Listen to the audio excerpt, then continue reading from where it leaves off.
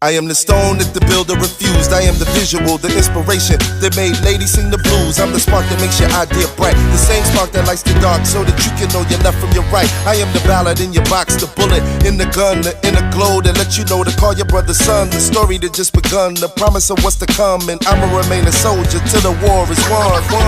Chop, chop, chop.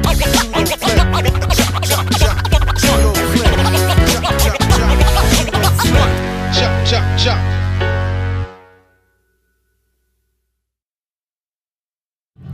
Good morning, Mariners. Today is the 24th and a B-Day.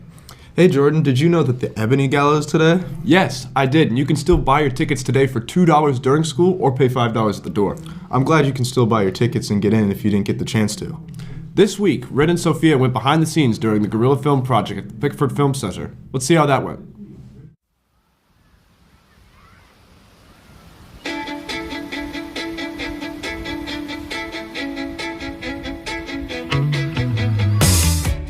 Hi guys, we're Sophia and Rin, and we're partaking in a little film festival called the Guerrilla Film Festival at the Pickford Film Center, and this is a 65-hour film competition. So the prompt is dropping right now, and then after that we get started. We have 65 hours to make and film our video, and that's third team member Rosie James.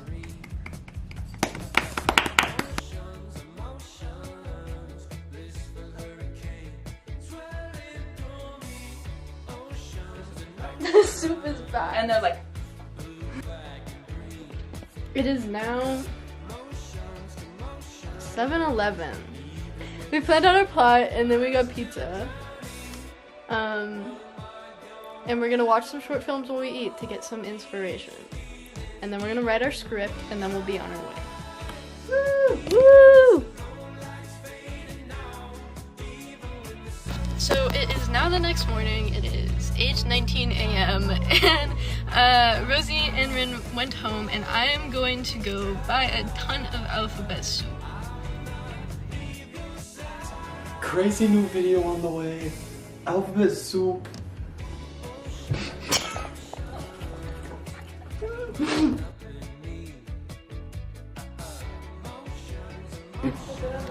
look at her setting up the tripod. They're all poised and perfect.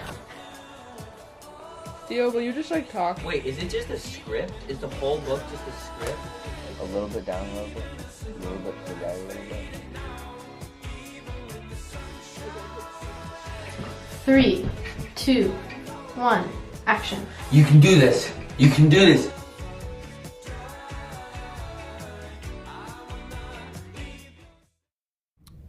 Hey Jordan, didn't we make something for the Guerrilla Film Project? Yeah, but we were kind of just goofing around and threw something together. I don't care, I still want to see it on the big screen. Well, next Tuesday during Anchor, you'll be showing all of the 7 Seahome Guerrilla films in the theater, so come check it out.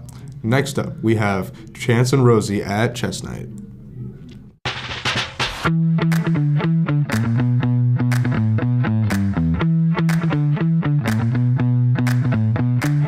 Alright, so you're a chess captain here at Seahome. Yeah, one of the co-captains. Me, Ross, and Jayun are the captains of the chess. What is your favorite part about chess?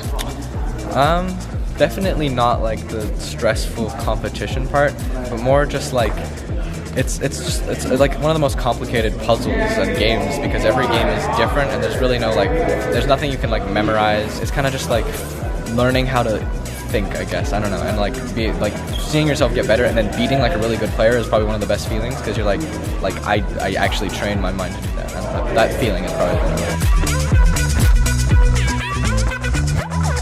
Do you know the rules for tonight? Okay, so it's double elim, so there is a winner's bracket.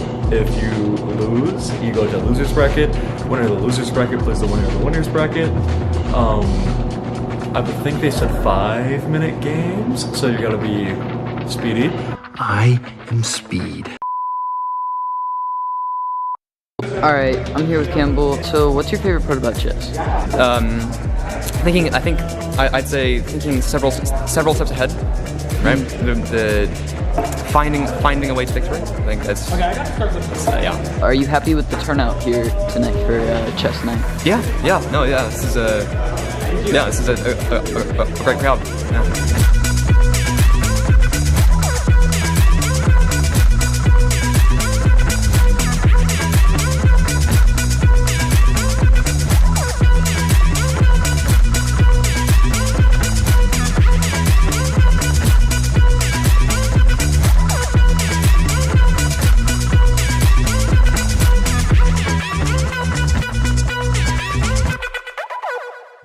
You know, I never really was good at chess, but it's cool that kids are having fun while playing it. Hey, I heard you interviewed Zach for the state wrestling tournament. We did, and let's see what he thinks about it. Sometimes you gotta close the door or open a window. So I'm here with Zachary McGivern. And you went to state for wrestling, right? Yep. How was your wrestling season? It went really well, actually. Last year we weren't able to get a lot of duels or meets because of COVID, but this year was like every single weekend we were going somewhere or staying in Bellingham for like a meet or a duel, which was really cool. So do you have any like favorite moments of the season or like highlights? Ooh, I got a lot of them. The van ride down to state was really fun. There's a lot of good energy in that bus. Just like overall, the state experience was really fun. Like we took like 7 guys down and like in the hot tub and like in the pool and like just all the energy around it was really fun. I also think the Marysville tournament we went to was really fun. Most tournaments go for like 12 hours and like you're really doing nothing the whole time. But with that one, it was like match after match after match. And we got out like by 2. So it was enjoyable. And as a senior, you know, how did your like high school wrestling career go? How would you say? I think it went really well. I started this freshman year and I didn't win a single match. And then like over time, I think I just got better and better. And this year I ended up winning regionals and going to state. So I really enjoyed it. So speaking of state, like how was it? What was your mindset going in and kind of like just how was state in general? I was kind of like in the mindset of it's cool to be here, but I kind of want a place and just like enjoy the experience and all that. So would you say, what is any major takeaways you have from your high school wrestling experience? Like, what do you think you got out of it? I think I got out of it, like no matter how bad you are, it's something to start out with. You can always improve and become better. And like just because you aren't getting something like the first month or even like 6 months of doing something, that doesn't mean you can't improve. And what would you say to any freshmen, you know, thinking about wrestling, wanting to join maybe next year when they're sophomores? I would definitely join. It's never too late to start wrestling. Like just because you didn't do it in middle school or whatever, that doesn't mean you can't be really good. All right, well, thank you. Congratulations on going to state, man. Thank you. Have a good one, man. That's really cool, and I hope he wins at state. Next, we have Adeline talking about something very important that could jeopardize the internet. Social media has undoubtedly become a cornerstone of our modern lives, but a case which is about to be argued before the U.S.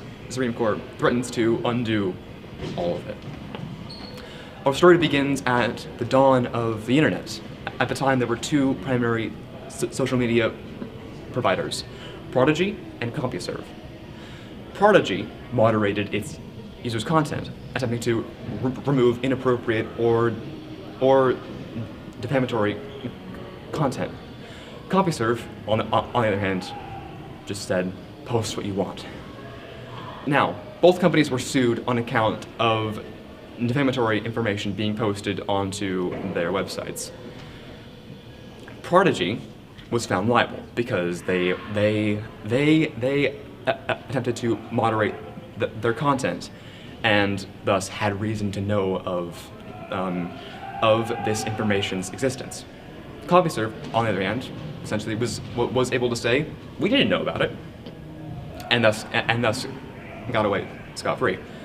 Now, lawmakers said this is not right, and created Section 230, which shields social media companies from liability for content posted on their websites by third-party users.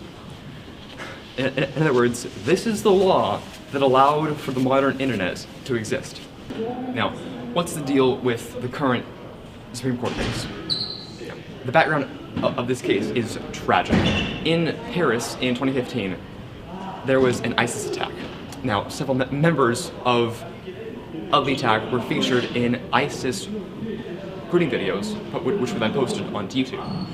And the case, which is being brought on behalf of one of the victims, essentially argues that because YouTube recommends content to users with an algorithm, they then become liable for that content, as they are taking some sense of ownership for it. Which, this case, and so this case literally has the potential to destroy the modern internet, and we will eagerly await its outcome.